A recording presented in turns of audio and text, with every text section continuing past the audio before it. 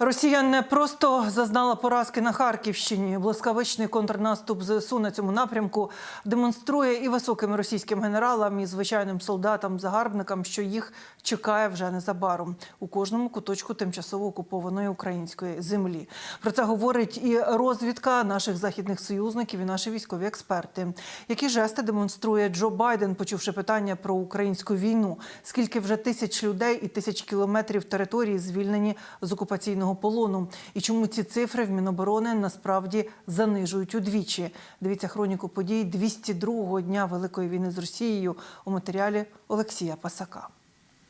Війна триває, і у російського війська є увесь потенціал, щоб посипатися остаточно не лише на Харківщині, а й на інших напрямках. Так вважають в американській розвідці, повідомляє з посиланням на власні джерела видання The Washington Post. Розвідувальна спільнота США переконана, Росія насправді слабка, а український контрнаступ лише це продемонстрував. Тож далі ворогу доведеться поступитися іншими, захопленими раніше територіями. А президент США Джо Байден тим часом досі тримає паузу для розлогих коментарів щодо визвольного руху ЗСУ. Але на запитання журналістів, чи буде український контрнаступ успішним, дає відповідь без слів.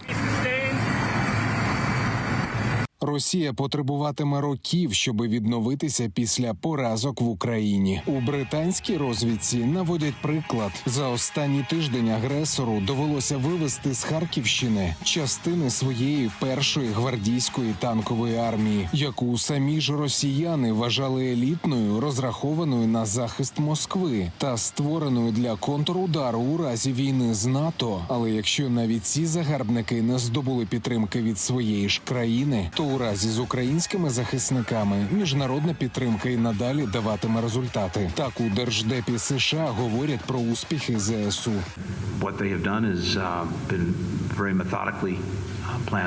Те, що вони зробили, було дуже методично сплановано, і, звісно, вони здобули значну підтримку з боку Сполучених Штатів і багатьох інших країн для того, щоб переконатися, що Україна має у своїх руках усе обладнання, необхідне для цього контрнаступу.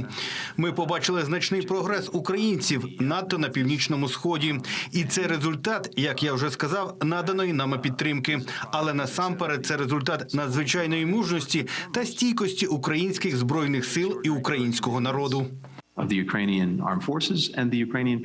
За один тиждень контрнаступу на Харківщині Україна визволила 3800 квадратних кілометрів території. Синьо-жовтий стяг повернувся до понад 300 населених пунктів. Окупаційне ярмо скинули понад 150 тисяч українців. Про це кажуть у Міноборони. Заступниця міністра наголошує, йдеться лише про ті населені пункти, які повністю пройшли усі заходи з перевірки безпеки. Тож справжні цифри удвічі більші.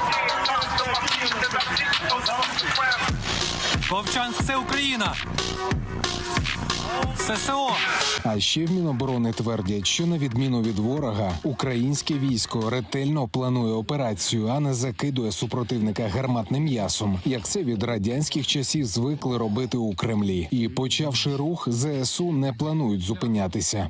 Задача этой оборонной операции была рассечь силы врага и продвинуться вперед. Ну, собственно, эта цель была достигнута, и в связи с тем, что это успешная операция, принято решение ее продолжать. Наши планы — освободить все оккупированные территории по состоянию на 2014 год.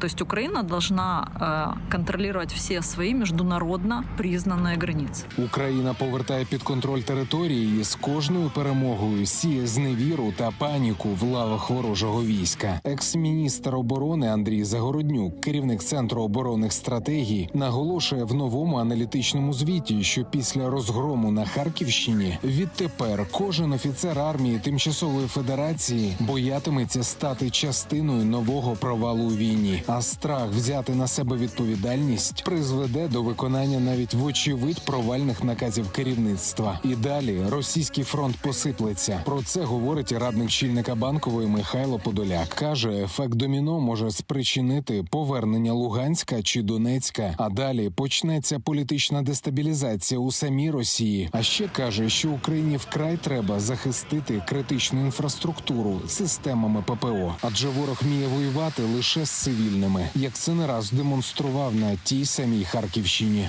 Он не знает, что делать. Теперь он будет еще больше сюда стрелять. Просто по всей инфраструктуре. Вот сейчас он будет стрелять, чтобы у нас не было воды, света, чтобы еще создать больше хаоса, чтобы нас запугать, украинцев.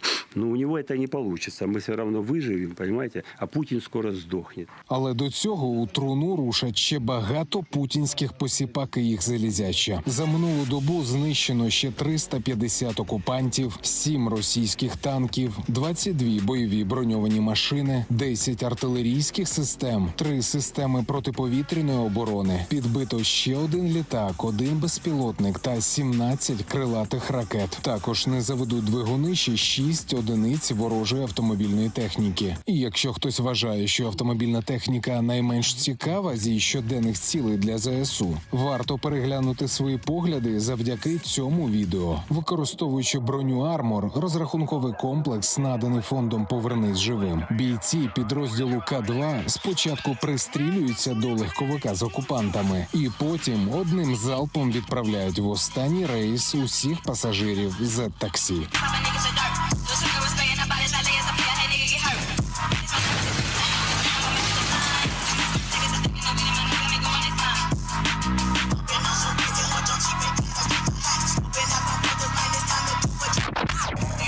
Олексій Пасак, 5 канал.